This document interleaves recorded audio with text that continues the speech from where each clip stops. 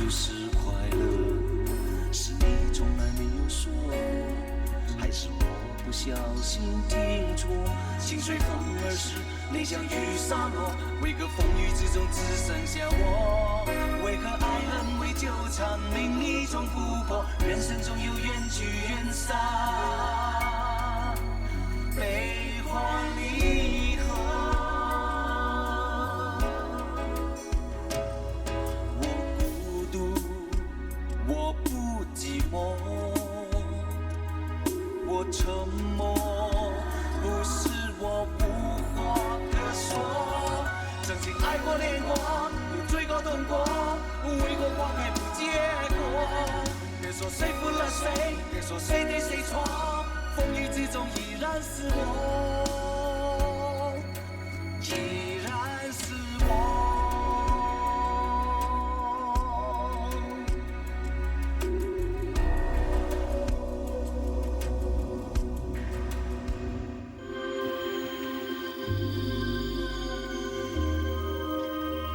老雷，你是识货之人，是不是南非正传应该看得出来。这批钻石的质地很好，十分纯净，在香港呢也很难看到这么好的货色。少珍，这批钻石你打算卖多少钱？大家都商家，我也不想浪费时间跟你讨价还价，就这样，300万新币。这个价钱的确很便宜啊。怎么，我便宜卖给你，你反而担心了啊？少珍，这批货是不是？哎，你放心好了，这批货是有证明的，来路绝对正当。要不是我缺钱用，我也不会卖给你。那好吧，我马上打电话通知香港汇钱过来。过2天我们正式交易啊。OK。哎，老雷，你这样飞到各地去采购，公司到底给你多少佣金？还是跟人家打工的，哪有什么佣金呢？这么说，就算你买到这批货，你也得不到好处了。不如这样，你不用把它带回香港，你帮我做一件事。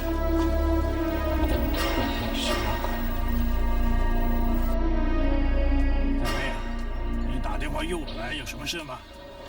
做事最好不要有把柄落在别人手上。哎，三妹啊，那天晚上啊，在你爸爸家门口，真不好意思啊，我心急，跑得快，有时候说话嘛有冲撞的地方啊，不要怪庆叔，好不好？我这个人，把每一件事情都划分得很清楚。这件事情，我可以当做没看见。人都已经死了，追究有什么用呢？啊？你不会真的误会我吧？庆叔，我找你不是为了这件事情。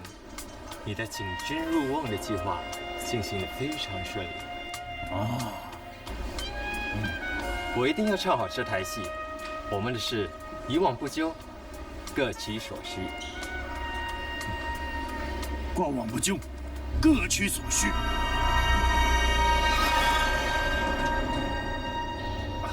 你慢慢看啊，是不错啊，真的。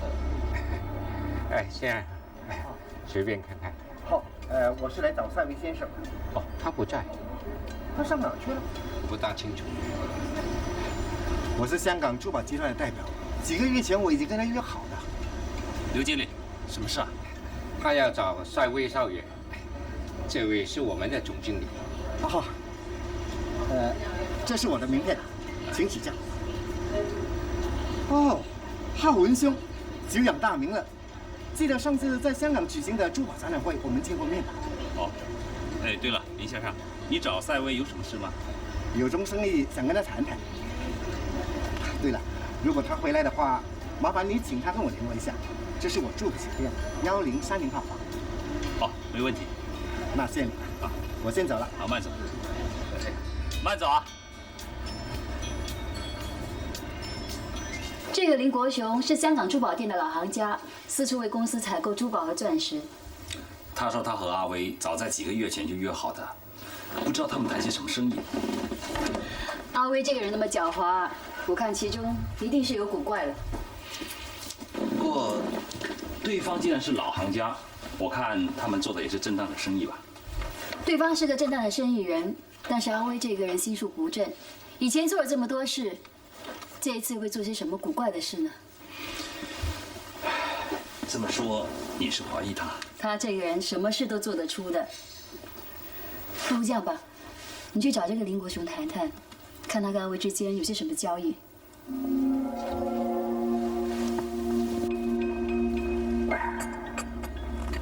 林先生，你找赛威要谈些什么生意啊？我个人有批南非的钻石，前几个月赛威跟我见过谈过了，他表示很有兴趣，所以这次我把货带来新加坡给他看。老实告诉你，赛威已经离开我们的珠宝公司了。哦，这批货大概有多少？有20多厘，大小都有，从1卡拉到5卡拉。我很有兴趣看看这批货。麦先，请过。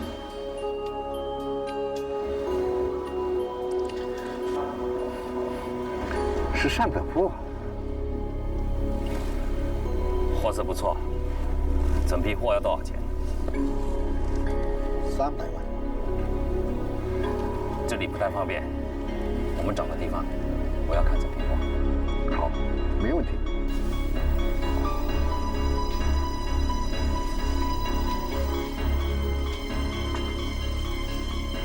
要不是我手头紧，我真舍不得卖这批钻石。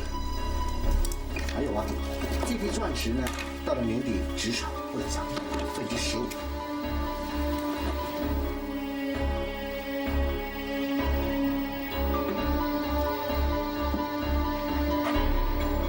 这是一张300万的支票，可以马上兑现。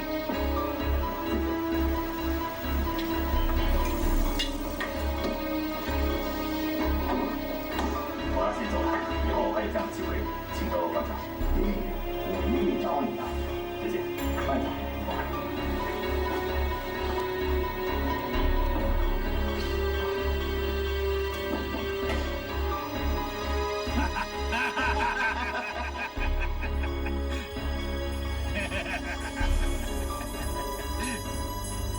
总经理，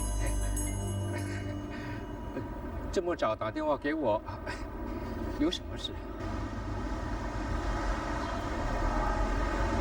刘经理，你的子女都长大了吧？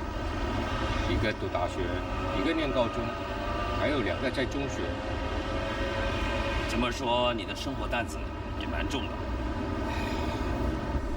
你在我们公司也做了几10年了，可以说是珠宝业的老行家了。什么老行家，还不是个打工的。对了，再过几年你也要退休了。不过还好，退休的时候你会有一笔退休金。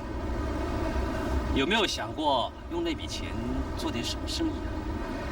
那笔退休金能做什么生意啊？要是我给你40万，你收购不购？40万？为什么要给我40万？我给你40万，是想叫你帮我做一件事。犯法的事我不做的。你放心好了，刘经理，犯法的事我也不做。只要你肯帮我背黑锅。夏小姐，你在电话里说什么？我一点也听不清楚。什么300万、120万呢？公司属下人是什么？都是那个老刘搞出来的。老刘怎么了？他已经辞职了。怎么突然辞职啊？他要不辞职的话，我就炒他的鱿鱼。发生什么事了？就是那个香港的林国雄啊，他带来一批南非的钻石，说价钱很便宜。我和老刘去看货，老刘说可以用300万把它买下来。你知道了，我在这行才没多久，全靠老刘的眼光。谁知道买过来之后，才发现其中有1半以上都是次等货。当时我也不知道该怎么办才好。老刘就说，既然是次等货，就赶快脱手卖掉。谁知道他却自作主张用120万把它卖掉啊！进货300万，卖了120万，那我们不是亏了180万吗？就是了，我也生气的责备老刘。老刘说，这些次等货不快点脱手的话，价钱会越压越低，到时就没人要了。想不到老刘几十年的经验也会看走眼的。我真的没想到会做出这种事情，都是我不好。如果让人家知道放婷也看错货的话，行家就会笑我们了。那现在该怎么办呢？不行，你是我老婆啊，所以我才找你商量的。你找我商量也没有用的，如果妈查账的话，也会查出来的。这都是我的错，我去向她解释好了。妈现在在5的促销会，那你说，什么时候才让她知道呢？她迟早会知道的。现在去找她吧。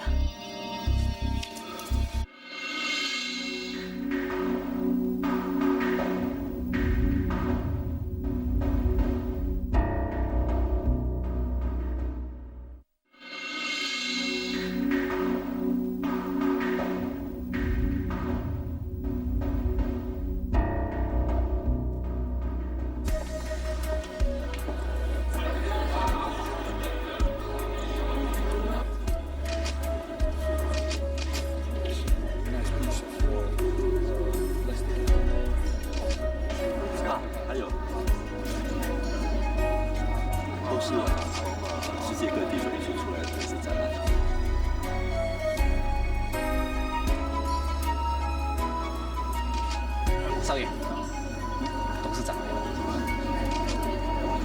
是陪下。妈，你来了，谢谢你。反应还不错嘛。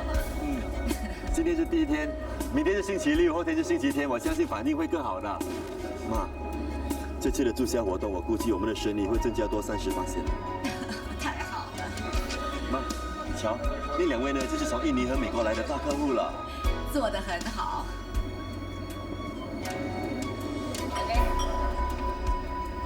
这个贱人！哎，豪姐，哎，令郎的促销会搞得不错啊。谢谢你们赏脸。到时呢，我一定帮你安排妥当。好，谢谢谢谢。好的，麻烦你了，慢走，来。妈，今早。妈，我有事要跟你谈呢。什么事这么紧张？不能等这个促销会过后才说。店里出事了。什么事？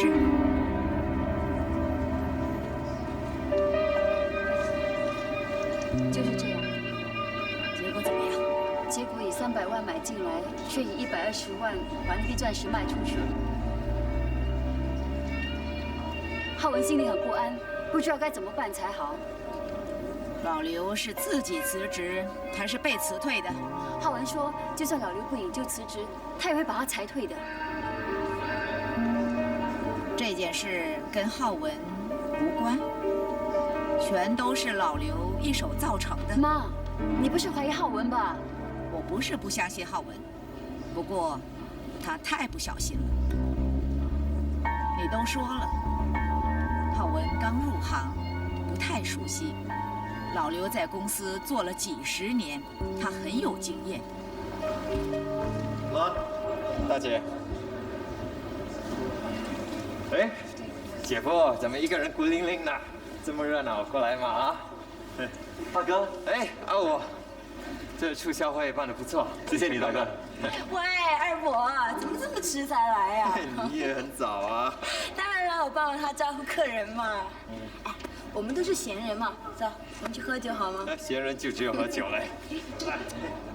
喝酒。来，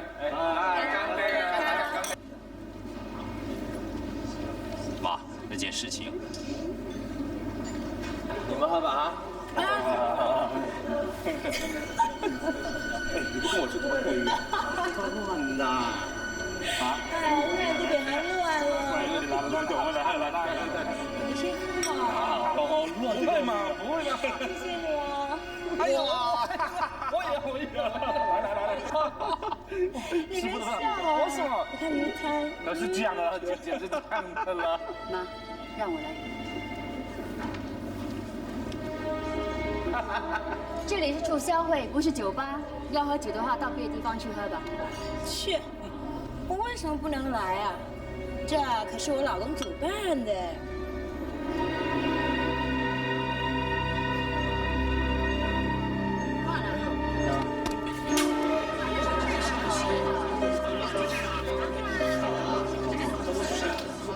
不是这里过三招，你在这里作贱自己啊！是啊，我是贱，我赖你。我不是喜欢给人家吃豆腐，我还喜欢跟男人上床呢。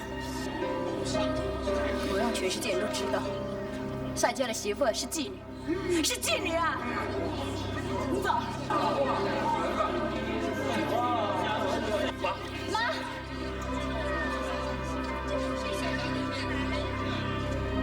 阿武，你跟你老婆把这边搞成这个样子，妈也被他气跑了，真的丢人现眼呢。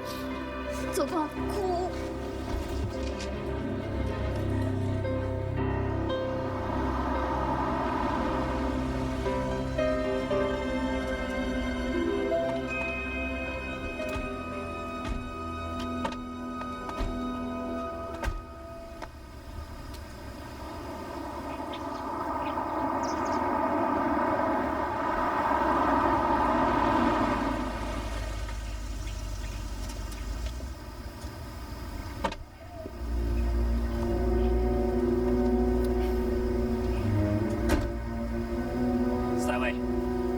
家里面有个人欢迎你，你回来干什么？欢不欢迎我是赛家的决定。姐姐，我姓什么？我姓赛。你姓陈，你才是外姓人呢。我不让你进去，是因为不想你自己吗？妈已经不承认你这个儿子了。看过了今天晚上会是什么样子的。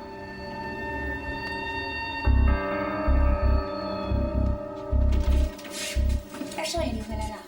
老爷太太，二少爷回来了。姑爷，小姐，少爷。好好一个商场会，怎么搞成这个样子了？啊！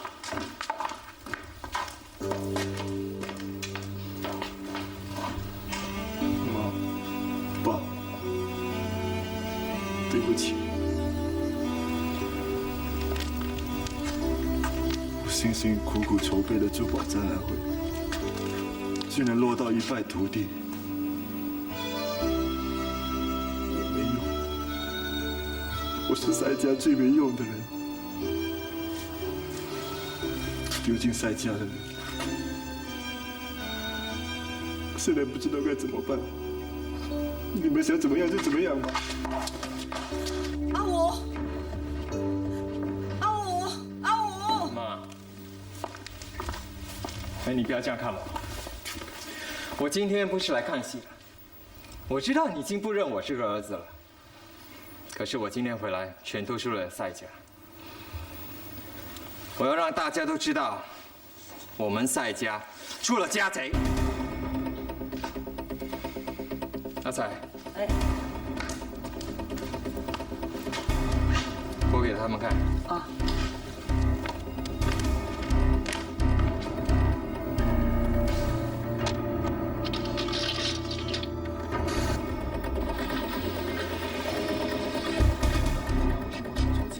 舍不得卖这笔钻石，还有这个钻石到了年底是赔偿100%。这就是陈浩文没有经过公司的同意，就跟香港的珠宝商林国雄的交易。这是一张300万的支票，可以马上兑现了。谢谢。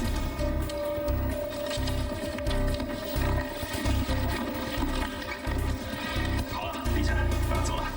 以后还有这样的机会，请多多关照。一定一定，我一定找你的。好，再见。慢走。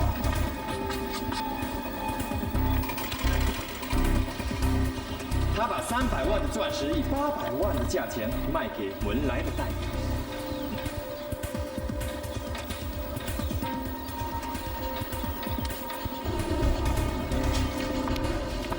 怎么心虚了？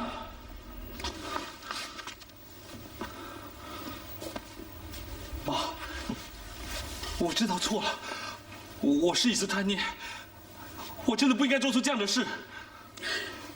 桂香，爸，桂香对整件事情根本就不知道，不关她的事，你别怪她。爸，我对不起你，我走，我再也不要回来。不，浩文，你不能走，妈，浩文不能走。如果他走的话，我也没有你留下来，我也会跟他一起走的。你们不能走，家丑不能外扬。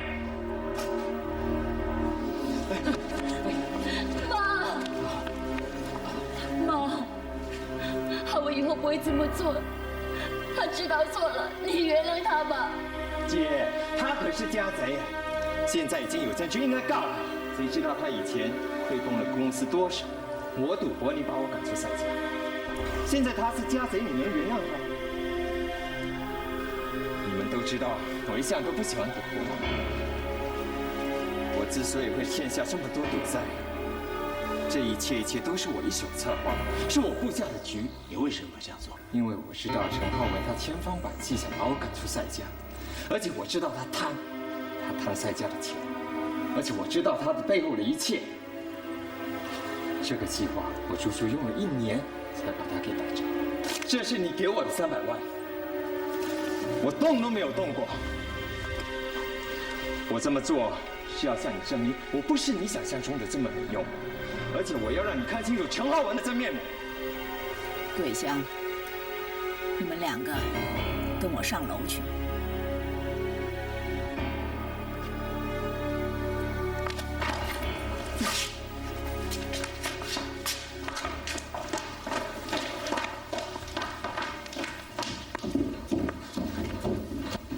阿威，我真是没想到，你用心良苦，受尽委屈，用这个苦肉计来引浩文上钩。妈，我这也是跟你学的，我这么做也是为了赛家，我不希望你被陈浩文的甜言蜜语给蒙蔽了。我现在告诉你，你别指望从浩文这件事得到任何好处。你太聪明，太工于心计，为什么我会生出你这么毒辣的儿子？好，你不要扶我。你现在，你想想，你还要这个家吗？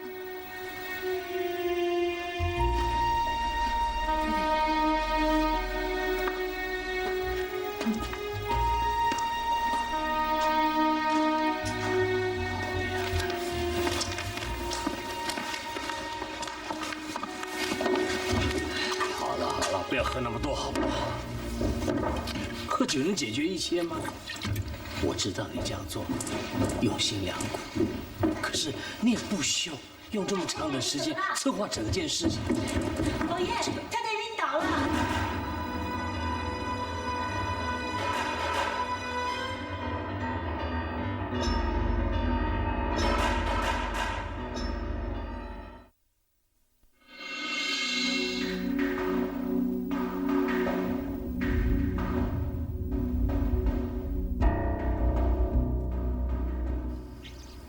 浩文，你必须要将你所私吞的钱，全部都交还给公司。妈，你放心吧，我会把那笔钱放进公司的银行户头里。我们做珠宝生意几10年，账目一定要很清楚，不能有任何的糊涂账。阿武，我现在把祥福金庄的生意交给你，你要好好的做。我真的没有脸再回去了，我看你还是交给大哥打理吧。我怕委屈了他，他这么聪明，这么本事，那间小小的分店对他来说简直是大材小用。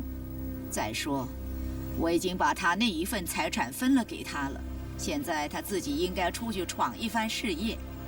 这个家，他可以回来住，也可以回来吃饭。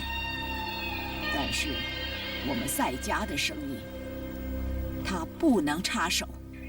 我感到很遗憾的是，我没有一个儿子能完成我的心愿。妈，你只说儿子没用，可是我做的全部是为了赛家嘛。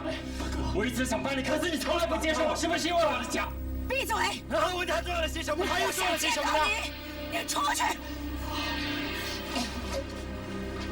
大哥，我呀，少爷，哎，到底怎么样了？开了家庭会议了吗？事情爆出来了吗？你妈怎么说？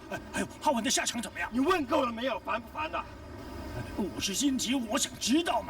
爆了，什么都爆出来了，我一点好处也没有。怎么样？你不是跟我开玩笑吧？你教我那个计划，我部署了1年，整整的1年。现在我逮着了陈浩文了，我妈恨我却多高恨他。哈，庆叔，你好啊！我不知道你那6000多尺的工厂是怎么得来的，但是我呢，别说是工厂，就算是一间房间也得不到。怎么你怪起我来了？其实啊，我能帮你的已经帮了，我不能保证你一定得到好处的。你自己说的，各取所需，你还埋怨什么？风凉话谁会说呀？这不是风凉话，这是老实话呀。反正啊，我是义务帮你的，算是仁至义尽了。哎，老魏，我现在跟你说清楚啊，从现在开始，我们2个划清界限，各走各路。怎么了？别乱来，有话慢慢说。庆叔，原来是你。昨天晚上我想了整晚，阿伟可没那么聪明，他怎么可能想出一个那么天无缝的绝招？我终于明白了，原来都是你教的。浩文，当年我老婆替我顶罪坐牢，我的工厂倒闭，你的岳母逼得我走投无路，人不像人，鬼不像鬼。其实就是你一手造成的。这个世界有一样东西叫报应，就是一报还一报，这是活该，活该。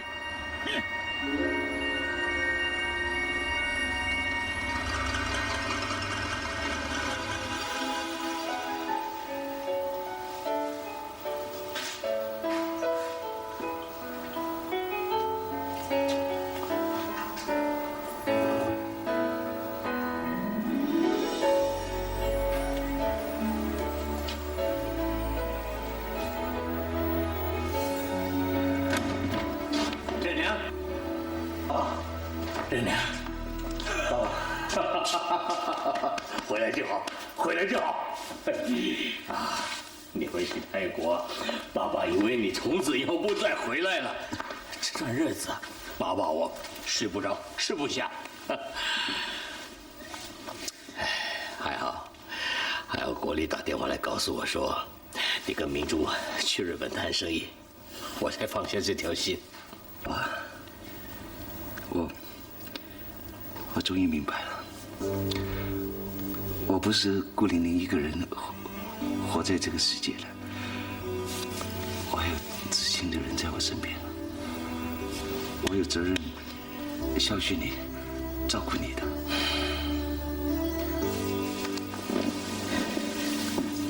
爸，你知道吗？其实我是很害怕失去了至亲的人的感觉，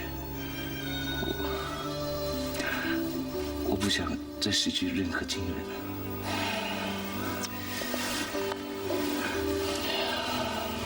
孩子，爸爸体会到你很孝顺，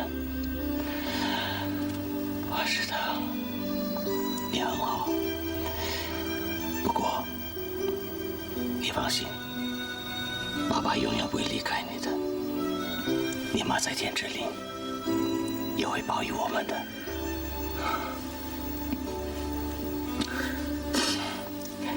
别难过啊！告诉爸爸，这次到日本谈生意谈得怎么样了？很顺利啊！我们运气真好，那个日本公司把整个工程分给几家建筑公司去承包。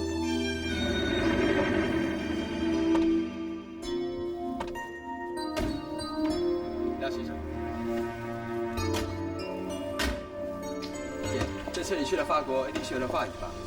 你工作怎么样啊？不错啊，全靠廖先生帮忙，让我做这份工作，学会了不少东西。回到新加坡感觉真好。哦，你这么说就是说不喜欢法国啦？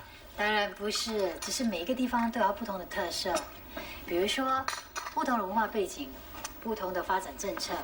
最重要的是啊，要懂得怎么吸取别人的长处，来提升自己。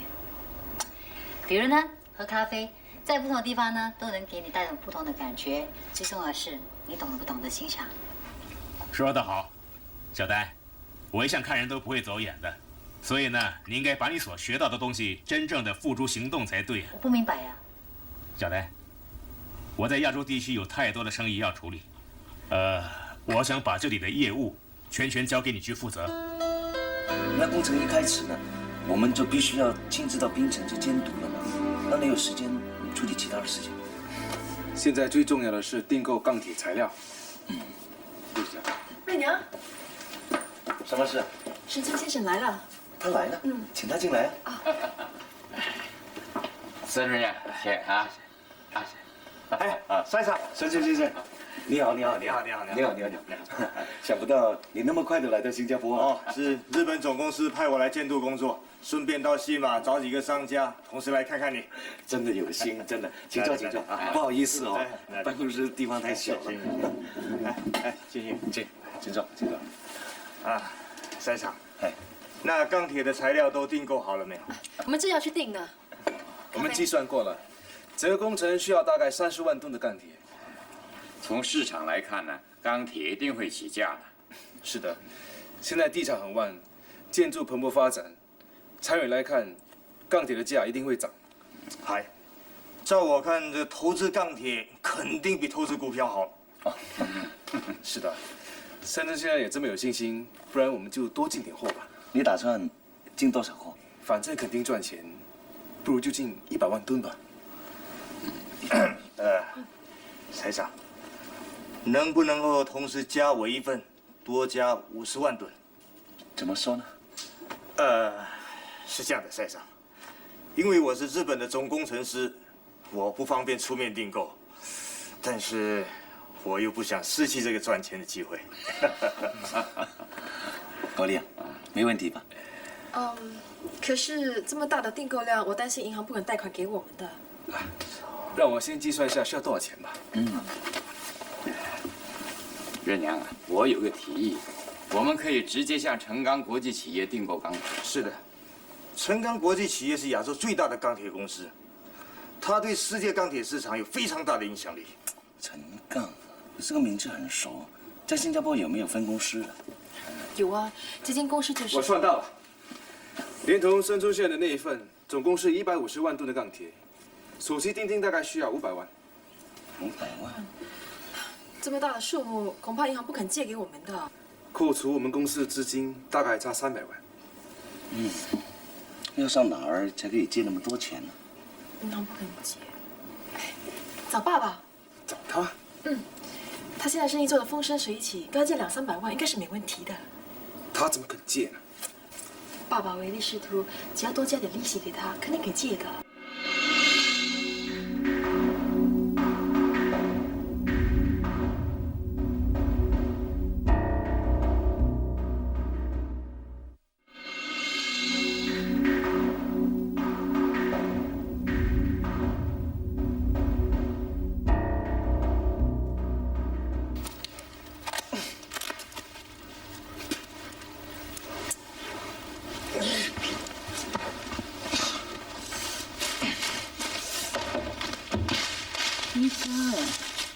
威哥，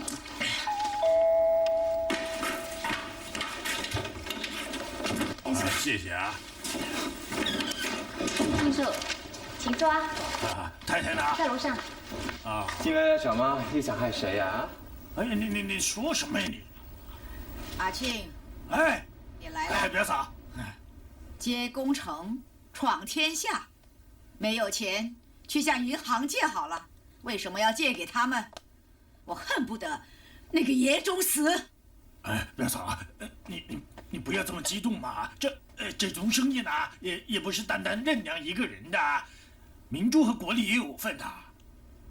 哎，你也不想看着他们失败吧？你知不知道，现在他们建的工程啊，是一项建筑大桥的工程啊！哎，要是这种生意能够做成的话，他们可以赚很多钱的。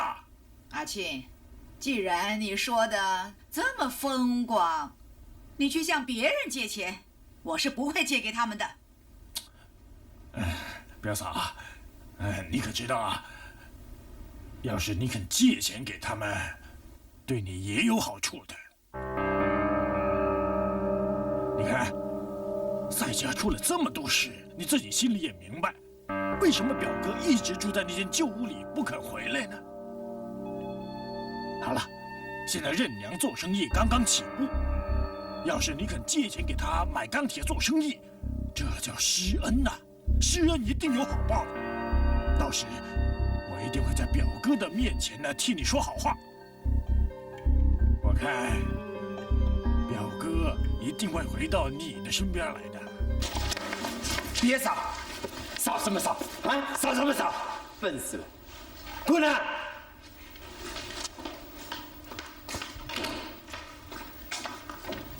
谢谢你，表嫂。到时我叫桂香把支票准备好给你，你到办公室来拿吧。好，我等你电话。哎，谢谢表嫂，哎，谢谢。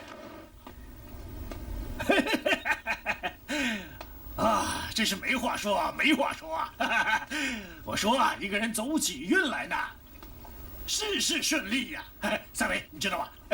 你听我说，我跟你妈妈借150万，她一口就答应。哎，你妒忌吗？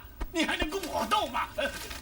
哎呦，谢谢你的150万，你妒忌吗？啊！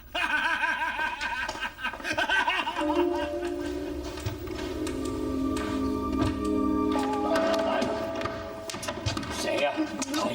宝贝，干嘛喝那么多酒呢？啊！爸爸，你还跟我评评理？我把姐夫做家贼的罪行给揭发了，为什么妈妈不感激我，反而更加恨我？爸，我问你们，我是不是你们生的？好了，家里事情那么多了，我拜托你别再惹事，好不好？就算有事，也是妈她一手造成的。我知道，爸爸，你对家里的事都没兴趣。不过有一件事情，你一定有兴趣知道。你知道二妈是怎么死的吗？是被毒死的。你呀，酒喝那么多，乱说话。我没乱说话。而且，二妈的死是跟庆叔还有妈妈有关系。你还记不记得我被赶出赛家？当时我住在庆叔家，在他那儿我找到很多补生药，里面还有针筒。你还记不记得，在二妈生日的时候，她突然晕倒。当时场面有多乱，庆叔却是第一个离开。你也感到奇怪吧？所以我就跟踪了，我跟踪到他家，然后他又鬼鬼祟祟的想溜出来，手里还拿了包东西。我想把他包东西抢过来，他却把我推倒了。我很肯定，里面就是他要毁灭的证据。不可能，阿信不可能做出这种事情。不可能，爸爸，我现在还没有找到证据，不过我很肯定，庆叔毒死二妈是妈妈主使的。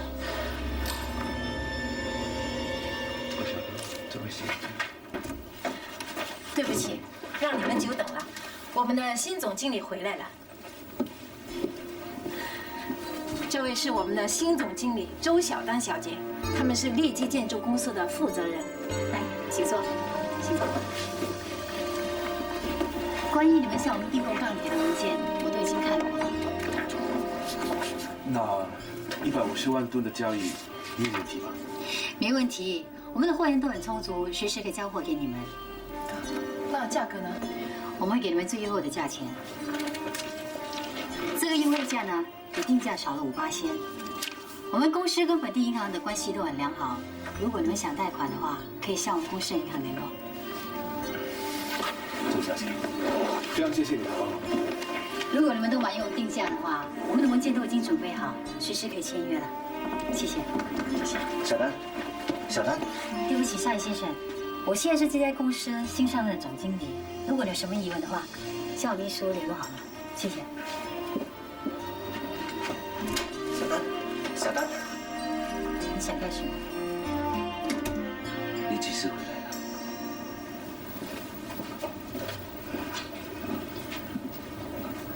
为什么？为什么你突然变成这间公司的总经理了？我打过电话找你，可是没有人听。我还以为你留在法国还没有回来。现在你回来了，为什么不找我呢？连电话都不打一通给我。你有你的事业，我有我的工作，我们大家都很忙。小丹，你知道吗？在你去法国的时候，你留给我的信，我看过之后，我马上要赶到机场去接你。就在那个时候，妈妈突然晕倒，没有送到医院，就死了。后来，我把妈妈的骨灰送回泰国去。我是最近才回来新加坡的。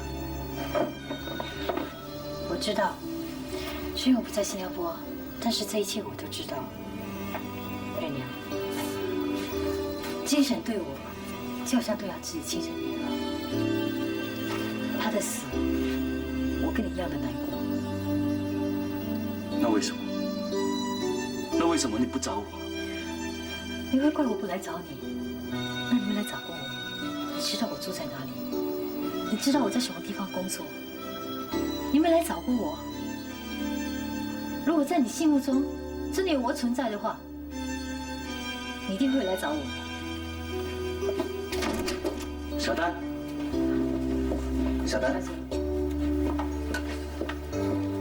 蔡先生，请。刘小姐，南哥，来，大姐现在的身份不一样了，你也知道。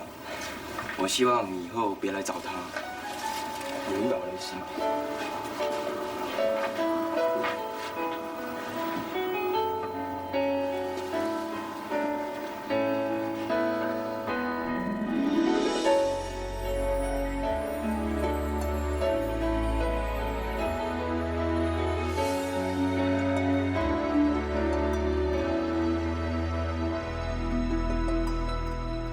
好多年前，你不经意地住进我心里，使我今生再也不能脱离。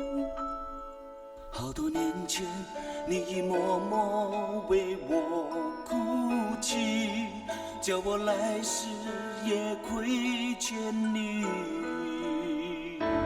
没有人告诉我幸福是什么，幸福对我是你展开的笑。没有人告诉我牺牲是什么，牺牲对我是你的代号。好多年前，我们牵手，听海在笑，看花儿睡觉。现在花儿醒了，海也哭了。